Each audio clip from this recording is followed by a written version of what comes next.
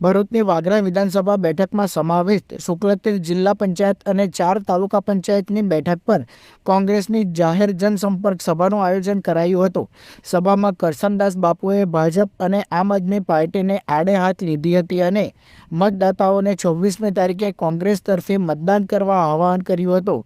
સાથે જ ભરૂચ જિલ્લા કોંગ્રેસ પ્રમુખ રાજેન્દ્રસિંહ રાણાએ પણ ભાજપ અને આપ પાર્ટી પર આકરા પ્રહાર કર્યા હતા। શુક્લતીર્થ જિલ્લા પંચાયત 28 બેઠકના ઉમેદવાર ઇન્દ્રસિંહ પરમાર તથા 4 તાલુકા પંચાયત તવરાઈ, શુક્લતીર્થ, નિકોરા અને જનોર બેઠકની જનસંપર્ક સભામાં કોંગ્રેસનો ભવ્ય વિજયનો વિશ્વાસ વ્યક્ત કરાયો હતો।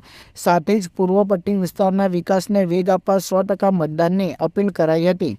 આ તરફ શુક્લતીર્થ જિલ્લા પંચાયતમાં સમાવિષ્ટ નાદ અને શુક્લતીર્થ ગામના 40થી વધુ ભાજપ અને આપના કાર્યકરોને કરશનદાસ બાપુ તેમજ રાજેન્દ્રસિંહ રાણાએ કોંગ્રેસનો ખેસ પહેરાવી પક્ષમાં આવકાર્યા હતા। चैलेंज आपू છું કે આવો તમે કહો એ સમય, તમે કહો એ ચેલેન્જ, તમે કહો એ ચેનલ, ધર્મની વાત તમે પેલા મૂકો, પછી ધર્મની વાત હું મૂકું। 1 ઇંચ પાછો પડું તો સમાધિ લેવા તૈયાર છું, સમાધિ લેવા તૈયાર છું। ક્યાં સુધી પોતાના સ્વાર્થ માટે આપણે ધર્મને બદનામ કરીશું?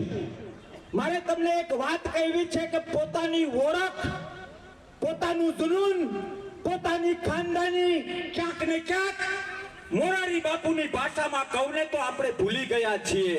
આપણે એક સોટિયાની અથવા તો સાકળની લાલચમાં પૂરી ગાયને કતલખાને મોકલીશું ને તો નવી પેઢી તમારા પર ને મારા ઉપર ગૌરવ નહીં લઈ શકે।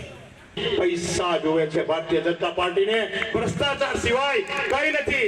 5 વર્ષ પહેલા કોંગ્રેસની હતી ત્યારે ઇન્દ્રસિંહ ત્યાં બેસતા હતા, એ કોંગ્રેસ વખત કેટલા લોકો કામ કરાવી ગયા, કેટલા રસ્તા બન્યા, અને આ છેલ્લા 5 વર્ષ જિલ્લા પંચાયત ચલાવી, કેટલા લોકો જિલ્લા પંચાયતમાં જતા હતા, કેટલા કામ આપણા ગામના થયેલા છે, આપણા ફળિયાના કામ શું થયેલા છે।